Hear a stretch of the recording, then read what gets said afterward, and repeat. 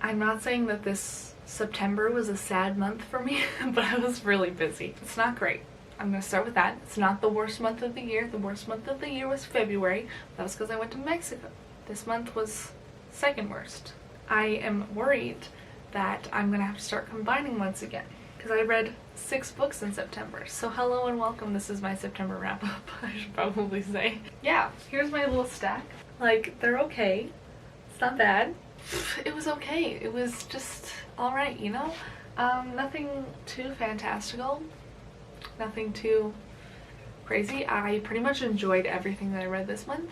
Like, thoroughly. All really good. 4 and 5 stars. So let's just get started because I don't know how this is gonna end up. The first book that I read, oh gosh, give me a sec, I am not as prepared as I thought I was. The first book I read is Asha and the Spirit Bird. I always get the words mixed up and I say bird spirit or spirit bird, but it's spirit bird. Asha and the Spirit Bird by Jasminder Bilan. And if I say that wrong, I'm very sorry. Please tell me I did it wrong. Gave this one 4 stars. I listened to the audiobook. This was very, very fun. It's about this girl, Asha, who wants to help her family out. Her farm is going to be taken away from not necessarily like an insurance company, but a lady who lent the money is going to take her farm as like interest because her mom has not been able to pay her back for the money that she needed. And so Asha takes matters into her own hands and she travels so far with her best friend to go and find her father, and they have the most wild adventure. The amount of things that they run into or see and everything that they do is amazing, and I really love that there was a spiritual aspect in this because it is a middle grade book and the spiritual aspect of it was amazing and fantastic, and that's why I gave it 4 stars. It's a middle grade, so I didn't really relate to it as much, but it was really, really fun and I very much enjoyed it. I would like recommend if you want more middle grade, this is like a really easy one that was very fun to listen to, and I liked it a lot. Like, it was good. I really appreciated all the spiritual stuff in there. I was like, this is awesome. I love learning about all that and all the culture and everything in different places around the world. I think it's fantastic and beautiful. The next book that I read was Beautiful Darkness by Cami Garcia and Margaret Stoll. This is the second one after Beautiful Creatures, and let me just say, I love that this is told from Ethan's point of view because I love Ethan. I would die for Ethan. Ethan is fantastic. Go Ethan. Lena, on the other hand, I don't remember how to pronounce her name, could die and I would not care. I'm just saying. In this one, they follow the repercussions of what happened in the first book. Nobody has told Ethan certain things and he is just kind of losing his mind because nobody is telling him things. Lena is avoiding him. His dad is finally hanging out with him, which he is like, what the heck? And Lena is also hanging out with her cousin and this other boy who is not quite caster, but not quite human either. He's something else, something weird, and they can't figure it out. And Ridley is just like along for the ride mostly. She's just trying to help Lena, and Lena's like, I'm gonna go to this place with this boy, and nobody's telling Ethan anything, so he's left out of it. But Ethan starts to live his life a little bit, and I am so proud of him. I love Ethan, so I give this one 4 stars. I thought it was great. I had a good fun time. It sucked me in, I think, more than Beautiful Creatures did, because I've seen the Beautiful Creatures movie so many times that like I was just expecting things, you know? But this was really good, and this one did make me want to continue on. Just for Ethan's sake. I don't care about anybody else. Like, go Ethan. I love Ethan. I don't know why, but like, go him. He's doing so good. I'm so proud of him. The next book I gave 5 stars to, and it is Arusha and the Tree of Wishes. Oh my gosh, who's this by? I forgot her name again. I do not say her. I say her name different every single time I say it. I love her, and I'm so sorry. Roshni Chakshi. I got it, right? Yes, okay. Besides that, I love this book so much. And so this is the 3rd book in the Arusha, or not, I keep wanting to call it the Arusha Quartet. It's the Pandava Quartet, because it's about the Pandavas. It is Arusha and her point of view, but it is about the Pandavas. And in this book, they are on a quest to find the Tree of Wishes. And along the way they find a bunch of other stuff. They find the other two Pandavas, her, Minnie, and Bree, and oh my gosh, I forget the dude's name now. They're wifey. that's yeah, they're wifey. But this is also a middle grade. I did pretty good. I was like in all the genres this time, I think. All the levels. I did adult, young adult, and middle grade this month, so that was pretty good. I like the variety. This is the third book in the 4 books that they're having, that she's writing, and this one was the only one that ended on a cliffhanger, like a really bad cliffhanger, and the next one isn't being published for a while. I'm kind of upset about it because this one was so good. They got to see the moon god this time and his wives, and like that was probably my favorite part. I was like, oh my gosh, this is amazing. I love the concept. I loved everything about it. Like the magic and the thought in this book, I cannot tell you how much I love it. Like so much. Please read this. Please do it. It's so good. The next book I read, I also gave 5 stars to, and it is The Restaurant at the End of the Universe by Douglas Adams. This is not the entire book. This is all 5 books in one. Right here, this is like the first 2 books are there, and the other 3 books are on that side, just to like give you reference. It was actually like pretty short, but I like that I got more like from the universe that is the Hitchhiker's Guide to the Galaxy universe. I have always wanted more because the movie is one of my favorite movies of all time, and it's so good. Like it's quirky and weird and confusing, and I love everything about it. I also love this edition that says "Don't Panic" on the back. So 5 stars from me. Just saying. In this one, they do go to the restaurant at the end of the universe where time really isn't linear. It's not really a thing.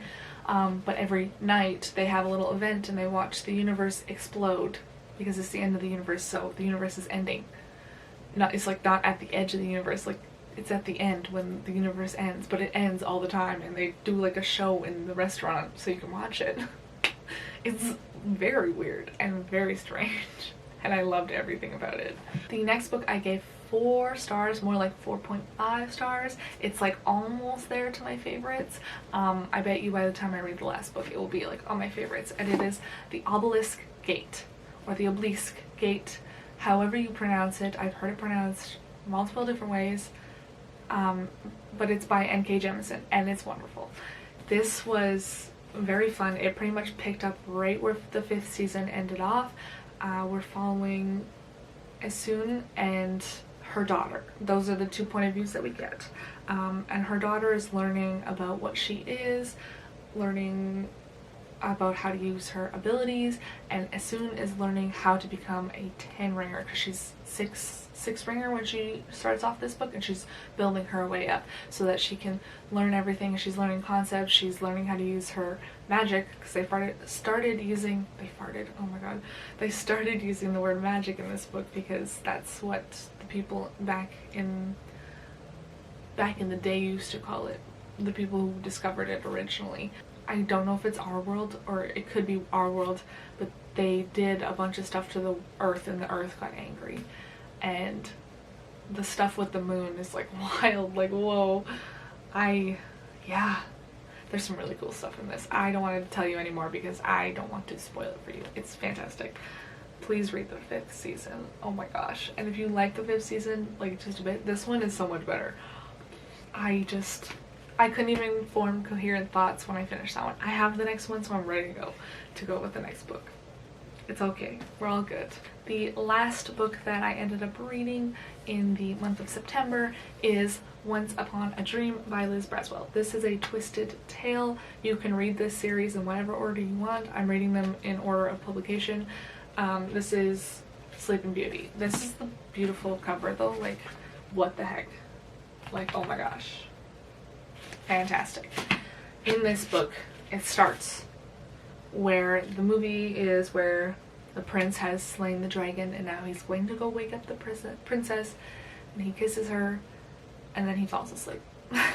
And they all get pushed into this dream world where Maleficent's spirit, because she's not quite dead yet, has taken control. She is now queen. She has locked up Aurora's or Briar Rose's, should I end up calling her Rose, they lock up her parents because they are neglected to help the people, is the thought that she has put in there. And Aurora or Rose ends up living her entire life in a dream until she's like 19, which is insane. But I really appreciated this because we get to see the prince and her interact a lot more. Like, I got to see so much of the prince that I was like, oh, this is so cute, and I think he's fantastic. And Aurora has like a whole identity crisis, I guess, because she's lived 2 lives. One in this dream that Maleficent has created to her own whim, and one in the forest, which was a lie, and she's just remembering all these little bits and pieces, but it wasn't real. It wasn't the life that she was supposed to live. It wasn't the life that her parents, what she thinks, took away from her, and neither of them are what she was supposed to have happen. It wasn't supposed to be her, neither of them. So she has like a little bit of an identity crisis. Not a little bit, like it's a bad crisis. And they deal a lot with like a lot of mental health stuff in this one, and I liked it a lot. Like, this was very fun. Like, thank you. I'm gonna continue reading them. This is the last of the covers that look like this, but also it's like purple and green, which I was like, heck yeah. Very cool, very fun. The dream world is fantastic, and I loved it. So that was what I read in September. I hope that was somewhat entertaining, but I just was going to give you like a little insight. This is what my September thing looked like. The bookshelf is my TBR, and then underneath is what I read and the star rating. And then you can see how sad my pages read spread ended up being. Very sad. I'm very sorry, but I will show you my little October one because I did it last night and it was very fun. Oops, I haven't done any pages read because I haven't read anything yet, but there you go. That's what I did. So those are the books that I read for September. Hopefully October will be more exciting. Normally I read like 14 books, so 6 was nothing. Still better than February. February was 3, but I had reasons for that. And I will see you all in the next video. Thank you for letting me sit here with you for a little bit. I would like to know what your favorite book this month was for you. What was your favorite book that you read? I think mine was either Asha or The Obelisk Gate. Those are my 2 favorite books. Even though I didn't give The Obelisk Gate 5 stars, it was like something else. Like I might change it to 5 stars. We'll see. I just haven't gotten that far yet, you know? And my brain needs to catch up with what I read. But that's okay. So what was your favorite book for September? I'd love to know because I like recommendations all the time. And I hope you all have a good October. Whenever you see this book, hopefully not, or whenever you see this video, hopefully not much October has gone past, but hopefully you'll be there soon. And I will see you all next time. Bye!